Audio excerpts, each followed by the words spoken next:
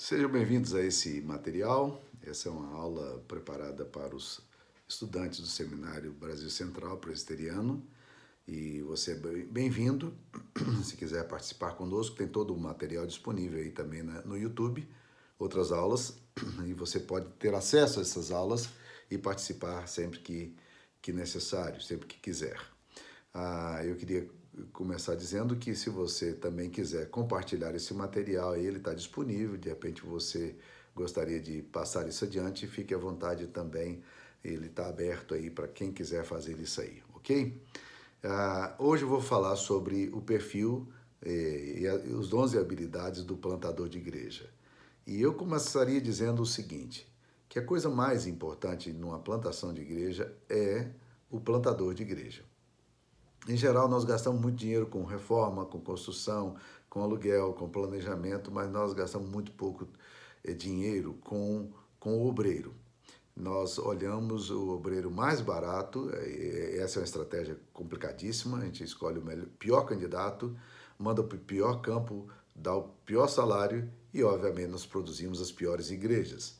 Então, nós precisamos entender que o fator fundamental na plantação de igreja é o plantador de igreja. E o foco, para aqueles que estão pensando em investir em plantação de igreja, o foco deve ser exatamente esse. Quem é o obreiro? Que qualificações nós precisamos ter desse obreiro? E não é fácil encontrar esse candidato. Eu tive uma menina que trabalhou plantando igrejas no Maranhão, Fabiana Nogueira. E essa menina, ela era tão competente que em 4 anos, na cidade de Cururupu, ela começou um projeto e terminou, deixando casa pastoral inacabada e templo também inacabado, mas em condições suficientes para poder abrigar um pastor, e ela foi para outro campo, Humberto de Campos, no Maranhão também, e depois de 5 anos também ela estava entregando outra igreja. E eu falo, olha, se eu tivesse 10 Fabiana Nogueira, eu viraria um mundo para poder levantar recursos para esse tipo de plantador de igreja. O problema é que nós gastamos muito dinheiro com os plantadores de igreja e que são ineficazes. Eles não têm qualificação, eles não têm preparo ou não têm também temperamento e capacidade de poder começar um projeto. Então é muito importante que a gente analise a plantação de igreja. A Igreja Presbiteriana dos Estados Unidos, a PCA, Presbyterian Church in America, ela tinha uma taxa de sucesso, né? O sucesso que eu falo é o seguinte, uma igreja que realmente se estabelece, que começa e termina o projeto, em torno de 40%. Depois que Alan Thompson fez um doutorado em ministério e desenvolveu um trabalho sobre a escolha, seleção e recrutamento do pessoal que ele chamava de Assessment Center, que inspira todo o movimento hoje ali do CTPI, do pastor Ricardo Agreste, ele copiou, com a permissão do Alan Thompson, ele copiou esse material e tem usado muito bem, em questão de seleção, recrutamento, treinamento, né, e envio. E a taxa de sucesso, então, de plantação de igreja da PCA saiu de 40% para 95%, porque eles começaram a selecionar criteriosamente os seus candidatos, né? E eles eram rigorosos nessa fase preparatória para saber se a pessoa estava, de fato, pronta para ir para o campo para iniciar um projeto, tá? Mas veja só como é difícil. Há um tempo atrás eu li um relatório de comissão de busca de um novo pastor, ele é bem jocoso e vale a pena lê-lo aqui também para vocês.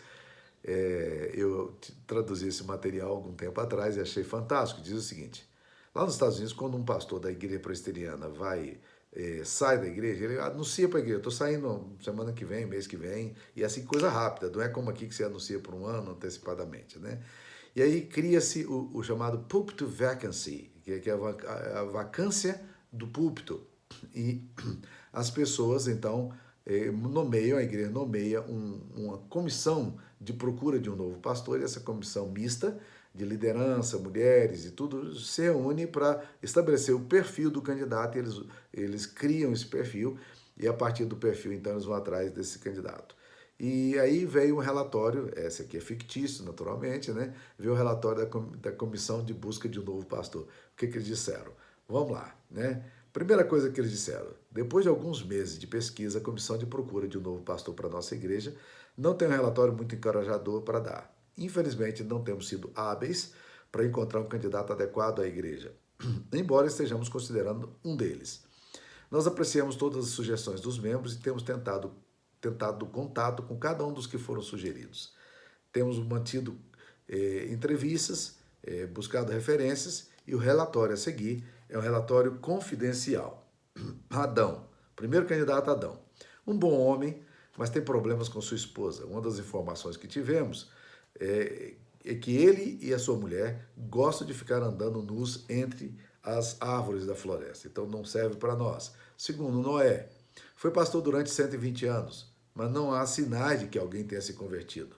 Além do mais, ele é tendente a estabelecer projetos irrealísticos e a grandes construções. Tem ainda outra complicação. Ele é chegado ao vinho. Abraão. Fomos informados de que ele tem problemas conjugais. Ele nunca dormiu com a mulher de outro homem, mas por 2 vezes já ofereceu sua esposa a outros homens. Então, ele não é um candidato que nós procuramos. José, um grande pensador, administrador, mas é muito convencido. Crê em interpretação de sonhos e tem no seu histórico uma passagem pela prisão. Então, descartamos. Moisés, um homem modesto e manso, mas pobre em comunicação. Para vocês terem ideia, ele é gago. Algumas vezes se torna irascível e age intempestivamente. Foi até acusado de fugir do Egito por ter assassinado uma pessoa. Então, nós não gostamos muito do perfil dele. Davi é o líder mais proeminente que descobrimos. O problema de Davi é que ele tem uns filhos problemáticos demais e teve um caso escandaloso com a esposa do seu vizinho. Diante disso, nós também não aprovamos o nome dele. Elias. Elias é tendente à depressão. Quando ele está debaixo de pressão, ele desaba. Então, nós não queremos trazer um candidato que seja deprimido para trabalhar na nossa comunidade. Salomão é um grande pregador, mas todos nós conhecemos. O histórico dele é muito complicado, ele é muito mulherengo. Então, nós não queremos esse tipo de pastor para a nossa igreja. Oséias. Oséias é uma pessoa amorosa, um pastor amoroso, mas ele não deveria estar no ministério com uma esposa que ocupa aquela profissão. Débora. Nós não aprovamos, é mulher. Jeremias. Emocionalmente instável, alarmista, negativista, sempre se lamuriando. E fomos informados que certa vez ele fez uma longa viagem para enterrar sua cueca num banco do rio de outro país. Nós ficamos meio assustados com o que vimos. Isaías, você está brincando? Isaías afirma ver anjos ao redor da igreja e ele tem um problema muito sério com a linguagem dele. Então, nós não queremos Isaías. Jonas. Jonas é um perfil complicado. Ele recusou o chamado de Deus para o ministério, foi forçado a obedecer quando um grande peixe o engoliu. E quando nós ouvimos todos esses relatos confusos aí da história dele, nós desistimos, nós não o consideramos. Amós. Amós é muito rural e rude nas suas declarações. Se ele tiver um treinamento adequado, pode ser que se torne um candidato promissor. Mas pelo que nós entendemos, ele é uma pessoa com preconceito com gente rica e talvez seja mais apropriado para trabalhar com congregação pobre. João Batista. Bem, dizem que ele é batista, mas definitivamente ele não se veste como um batista. Gosta de dormir ao ar livre por meses sem frio, foge para o deserto e desaparece, tem uma dieta estranha e sempre usa uma linguagem agressiva contra outros líderes denominacionais. Então nós achamos melhor não convidá-lo. Pedro é uma pessoa simples demais. Além do mais, tem um temperamento forte, chegando às vezes até a amaldiçoar. Teve um problema sério com Paulo em Antioquia e ele é agressivo. Então nós não queremos ele não. Paulo é um líder executivo clássico, grande dinamismo, contudo não tem muito tato no trato com as pessoas.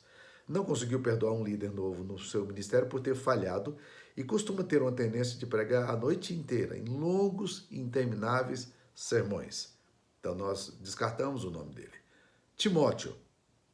Consideramos o nome de Timóteo, mas Timóteo é novo demais. Jesus, uma pessoa bastante popular, mas quando a sua igreja cresceu muito, chegando a 5.000 membros, ele desapareceu e deixou a igreja com os líderes subalternos. Raramente permanece no mesmo lugar por um longo tempo e, obviamente, não serve para o nosso perfil que a gente procura, porque ele é solteiro. Judas. Ah, as referências de Judas são sólidas.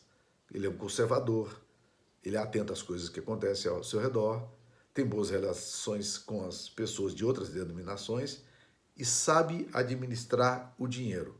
Ele é tesoureiro. Nós o convidamos para pregar no próximo domingo em nossa igreja e estamos esperançosos quanto ao seu nome.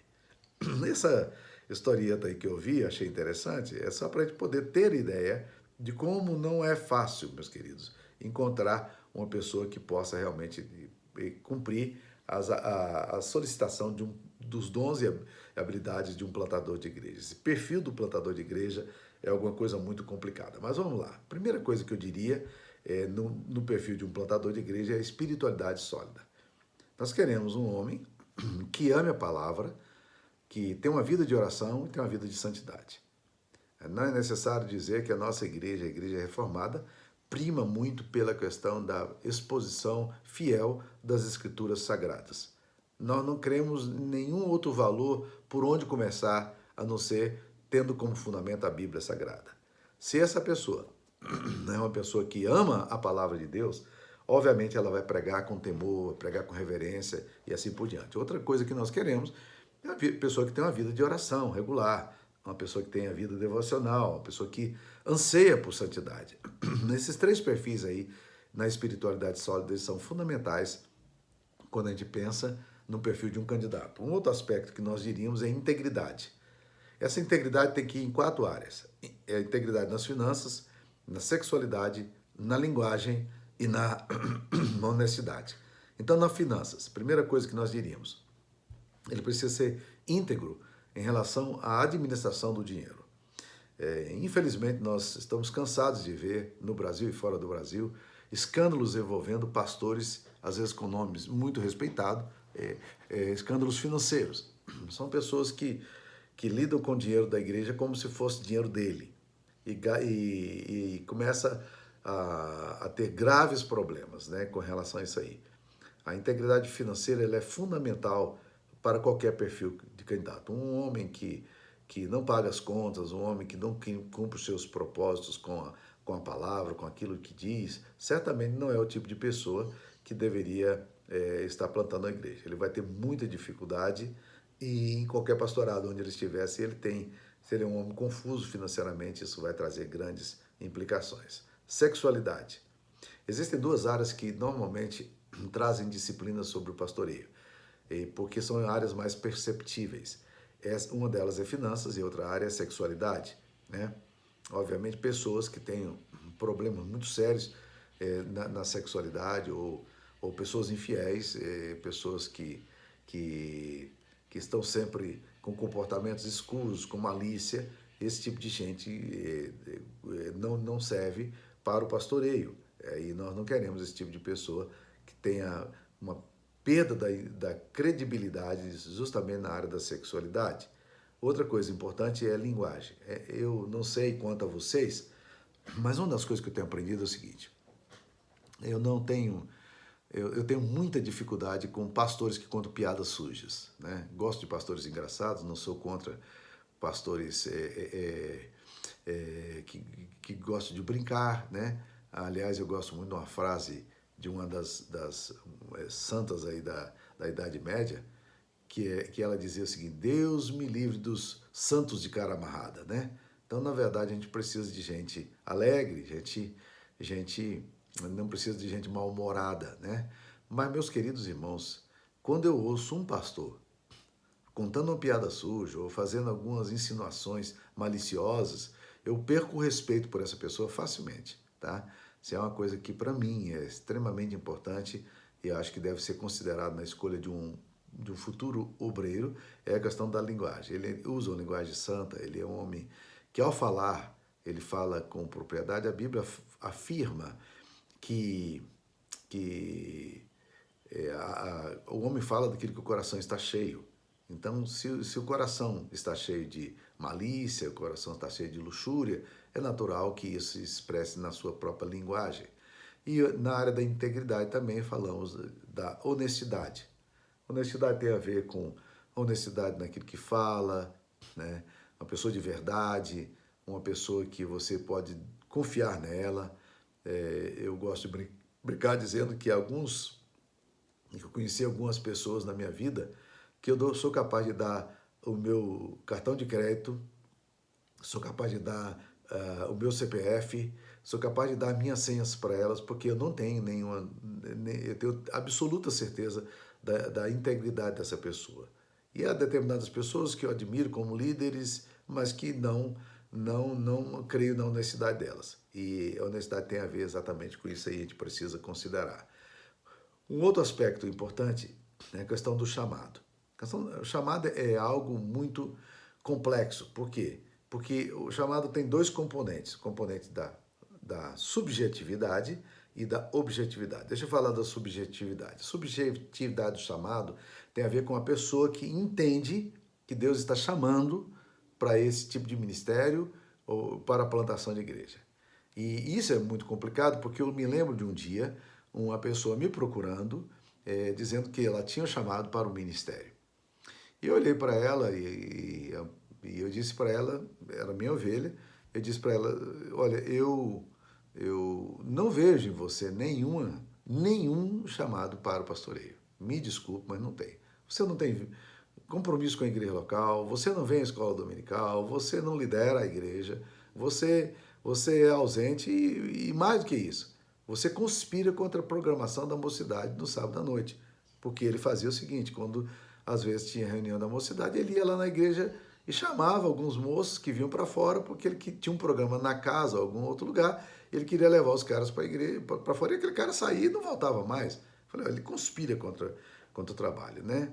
Eu submeti, mas eu falei para ele, agora, ele disse, não, mas eu tenho certeza do meu chamado. Eu falei, isso é subjetivo, e eu vou submeter isso ao conselho. E fui ao conselho e disse a mesma coisa ao conselho. Eu falei, irmãos, esse irmão aqui disse que tem um chamado ao ministério, mas eu não vejo nenhum chamado, nenhuma percepção, eu não tenho nenhuma percepção de que ele, isso na frente dele eu falei, tá? Porque aí é o que eu chamo da objetividade, o reconhecimento comunitário. A igreja reconhece esse chamado nessa pessoa, né? Algumas pessoas a gente fica dizendo, vai para o campo, vai para o ministério, porque a gente olha para elas e vê o potencial. Outras pessoas, a gente diz, não, pelo amor de Deus, não vá para o campo, porque a gente não tem convicções de que ela realmente tenha chamado. Então tem o aspecto subjetivo e o aspecto objetivo. Bem, esse candidato, então, passou pelo presbitério. Ele era muito querido da reunião do conselho e foi para o presbitério.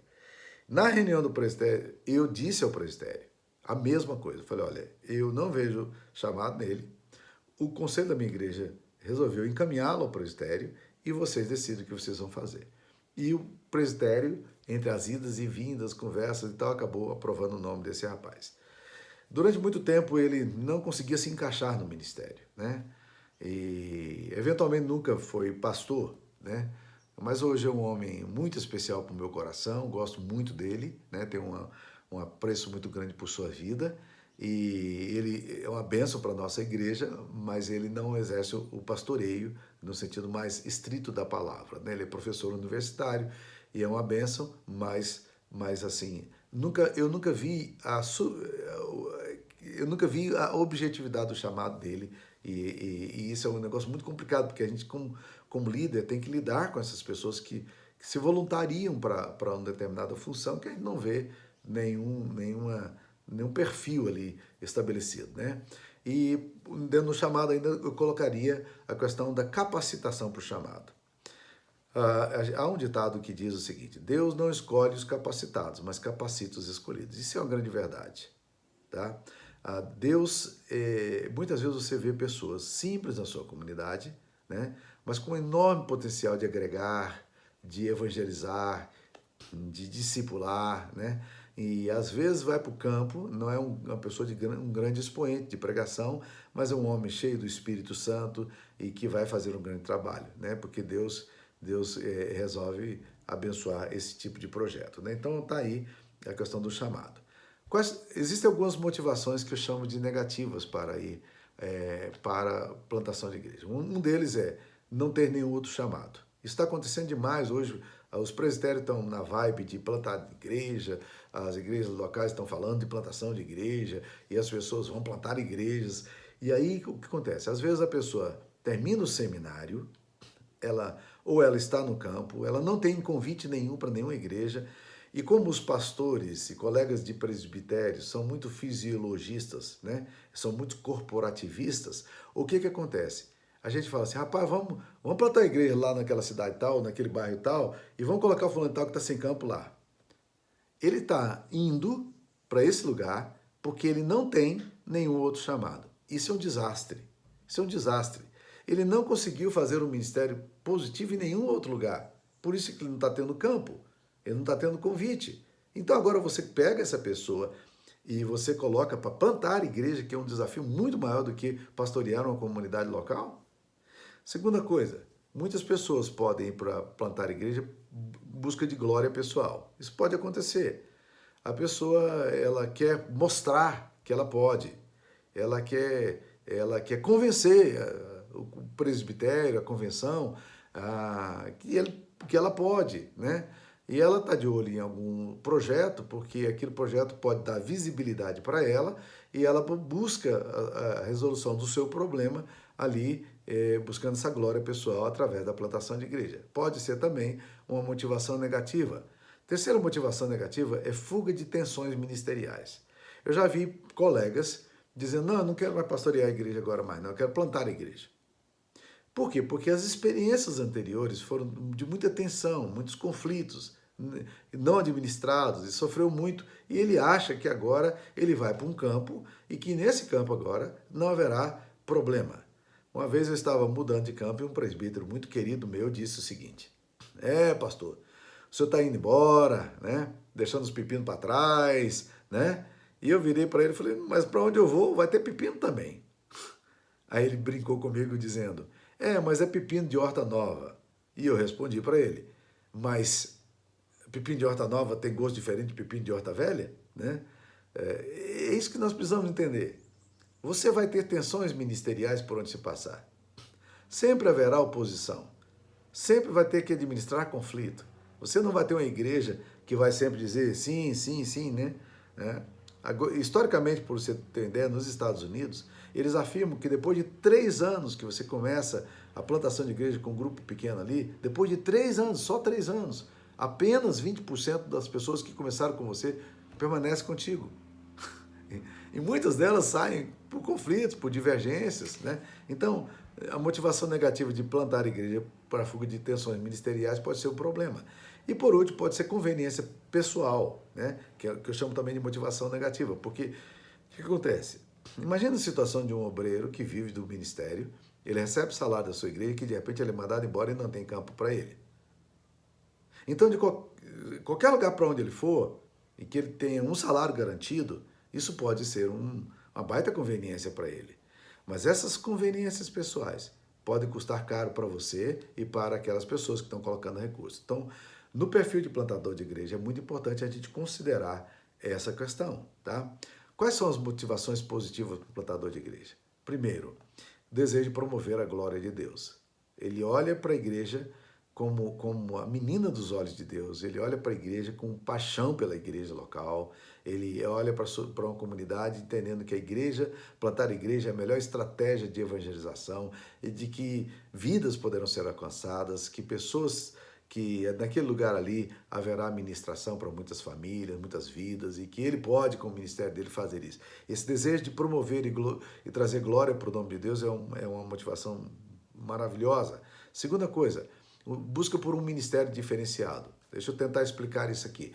Muitas pessoas estão no campo, em igrejas já estabelecidas, e algumas igrejas, historicamente, elas pararam no tempo, são igrejas acomodadas, e aí essa pessoa é a pessoa que está cheia de ideias, ela tem uma série de planos, e ela não consegue executar o plano dela nessa igreja local por causa das limitações e do enfrentamento que ela tem ali.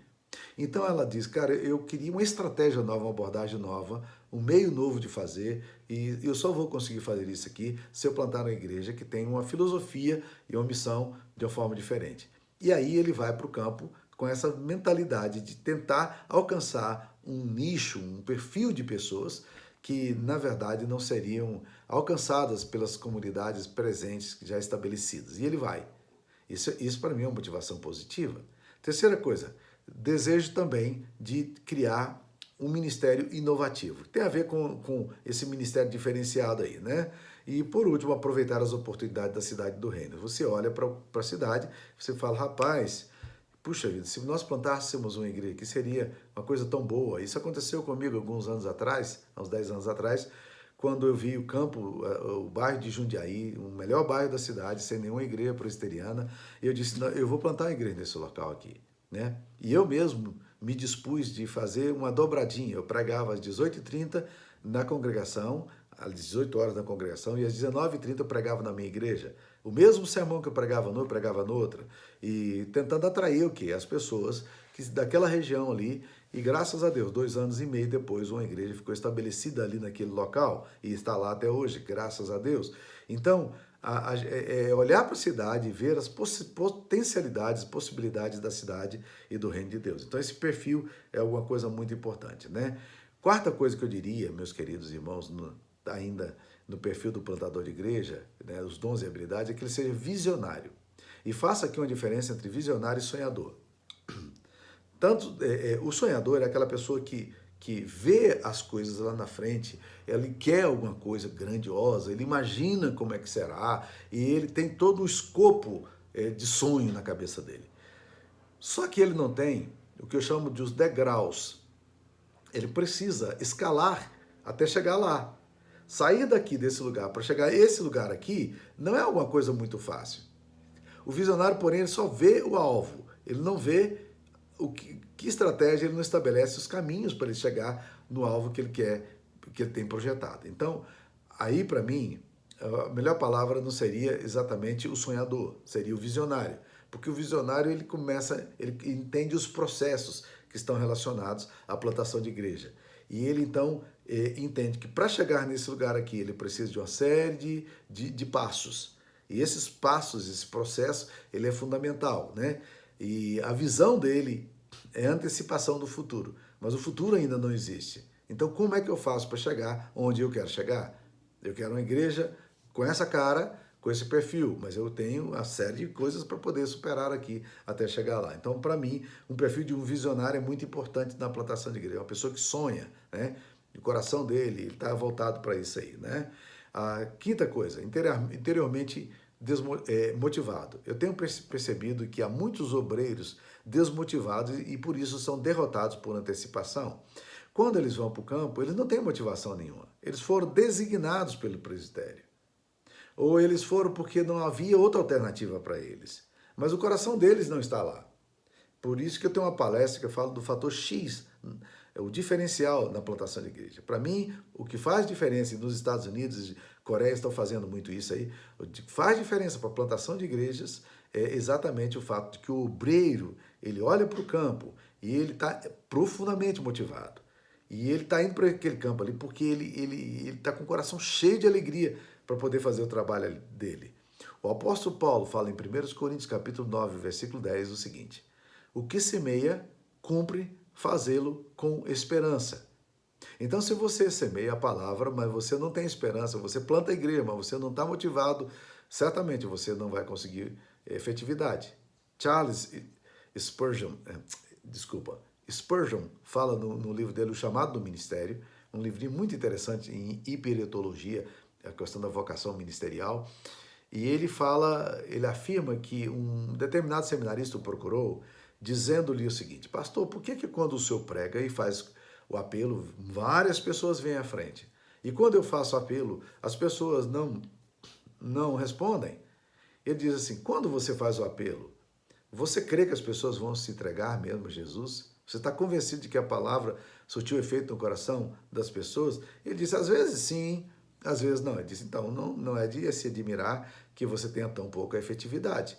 Eu acho que essa questão de estar interiormente motivado e fazer com empolgação o projeto é uma das coisas mais importantes que nós podemos ter, tá? Outra coisa, focado. É o sexto ponto que eu diria aqui, em termos de dons e habilidades do obreiro, é que ele esteja focado. O foco dele é ministério. Às vezes a pessoa vai plantar a igreja, mas ele está completamente dividido. O coração dele está dividido. Eu lembro de um cara que eu soube que era um bom plantador de igreja e eventualmente chamei esse cara, né? E ele conseguiu fazer o projeto da comunidade dele se estabelecer. Mas um dia ele me procurou e disse, pastor, não, antes de vir, ele me falou, eu estou querendo vir para Anápolis porque eu queria estudar mais, né? Eu falei, querido, é o seguinte, eu não tenho nenhum problema com pastores que estudam mais. E eu estudei mais, eu fiz psicologia, fiz mestrado, né? Não tem problema nenhum. O problema para mim é que plantar igreja com outro projeto na cabeça você não vai dar conta. Plantação de igreja exige muito mais tempo, foco do que outra coisa. Então vamos fazer um acordo. Quando você tiver com a sua igreja organizada, você faz o seu curso, tá bom? E ele topou a parada. Já no final do projeto dele, ele um dia me procurou e disse, pastor, eu passei no vestibular e estou indo para a faculdade. Eu falei, eu acho que nós tínhamos um acordo, não era? De que você iria para a faculdade depois que a igreja estivesse organizada. A sua igreja não está organizada. Então vamos fazer o seguinte, vamos organizar a sua igreja, né? Ela ainda está deficiente, mas eu preciso transferir para você a responsabilidade disso aí. Eu não vou ficar com esse ônus aqui, não. E aí nós fizemos um escalonamento 4, 3, 2, 1, né? Demos 4 mil no primeiro ano, 3 mil no segundo, 2 mil no terceiro e 1 no último, né? E aí nós encerramos a nossa participação ali e organizamos a igreja. Eu tentei mostrar para a igreja que a igreja nossa iria estar acompanhando aquele projeto. E o presbitério me fez fazer um compromisso de que nos próximos 10 anos nós estaríamos responsabilizados caso algum problema acontecesse na organização daquela igreja. Graças a Deus o trabalho aconteceu, mas para mim, o ponto para mim é o seguinte, existem outras ambições presentes em seu coração quando você está pensando em plantar a igreja? Porque se tem, né? Se você não tem foco naquilo ali, provavelmente a sua igreja não vai sair do papel. Sétima característica, sétimo dom e habilidade. Ele possui penetração fácil entre os não cristãos. Ele é capaz de dialogar com o não crente, ele evangeliza, ele já levou alguma pessoa a Cristo. Esse é um problema para mim muito sério em evangelização, porque eu tenho percebido que muitas pessoas, muitos obreiros, que nunca levaram uma pessoa a Jesus num evangelismo pessoal. E isso é muito sério, meus queridos. Nunca levamos uma pessoa a Jesus no evangelismo pessoal. Então pense nisso aí. Se você não sabe evangelizar, você precisa estudar sobre o assunto, precisa praticar isso aí, né? Mas a pessoa precisa dialogar, porque ele vai chegar num campo onde não tem crentes. Como é que ele vai conversar com esses não crentes? Como é que vai se aproximar desse universo de pessoas se a vida inteira ele é muito institucionalizado, muito clericalista, ele é muito focado só na igreja, ele não tem amizade fora. Então ele precisa pensar nisso aí, nessa questão dos dons e habilidades. Oitavo ponto que eu diria é que ele precisa ter um coração pastoral. O que eu estou querendo dizer com isso? Que se ele não tem uma alma pastoral, de cuidado, e quando eu falo aqui de pastoral, não estou falando de ofício, estou falando de dom. Aquela questão de pessoa que se preocupa com as outras, ela está focada em gente, ela está interessada nas pessoas, ela realmente gosta de estar com pessoas, gosta de estar lidando com as pessoas, gosta de visitar, gosta de acompanhar, ela se interessa. Se ela não tem um coração pastoral, vai ser muito difícil. Eu lembro de um pastor amigo meu que trabalhou comigo e uma das críticas que a igreja fez para ele foi de que ele, quando ia aconselhar as pessoas, ele nunca estava ali.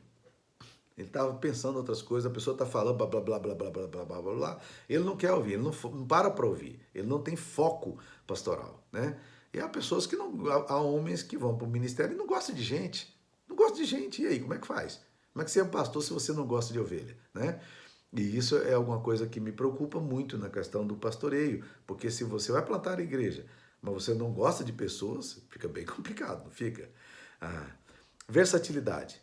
Evangelismo, compartilha o evangelho, pregação, ministra com profundidade a palavra, liderança, habilidade para liderar outros, inovação, criatividade, sabe assumir riscos, poder de atração, recruta e conquista a lealdade de pessoas ao seu ministério. Então tudo isso aí, meus queridos irmãos, tem a ver com a versatilidade, né?